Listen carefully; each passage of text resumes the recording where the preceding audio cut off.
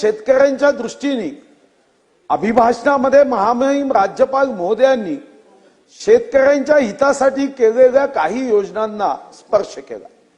पण अध्यक्ष महाराज, आज महाराष्ट्रामध्ये आपल्या एकूण ग्रॉस स्टेट डोमेस्टिक प्रोडक्ट मध्ये कृषी क्षेत्राचं योगदान कमी आहे आणि 2011च्या लोकसंख्येनुसार विचार केला तर महाराष्ट्रामध्ये सर्वात मोठा रोजगार देणारा म्हणजे साधारणतः 4,55,00,000 रोजगार 2011च्या लोकसंख्येमध्ये आपण दाखवला, त्यापैकी 2,60,00,000 शेतकऱ्यांच्या शेतीवर अवलंबून आहे।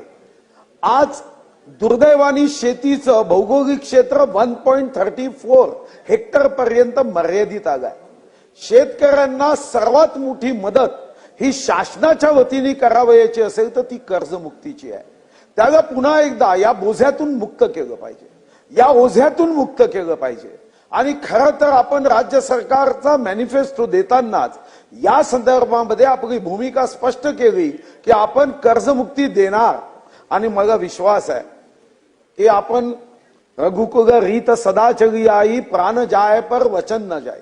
निवडणुकीच्या अगोदर जे आश्वासन आपण दिलं, हा प्रभू रामाचा जर देश आहे तर निश्चितपणे राजा हरिश्चंद्राच्या मार्गाने काहीही त्रास झाला तर चालेल, आपल्या अंगावरचे कपडे उतरले तरी चालेल, पण आपल्याला कर्जमुक्ती ही गरजेची आहे आणि 10 तारखेच्या अधिवेशनामध्ये ही कर्जमुक्तीची घोषणा निश्चितपणे होईल, हा माझी अपेक्षा आहे।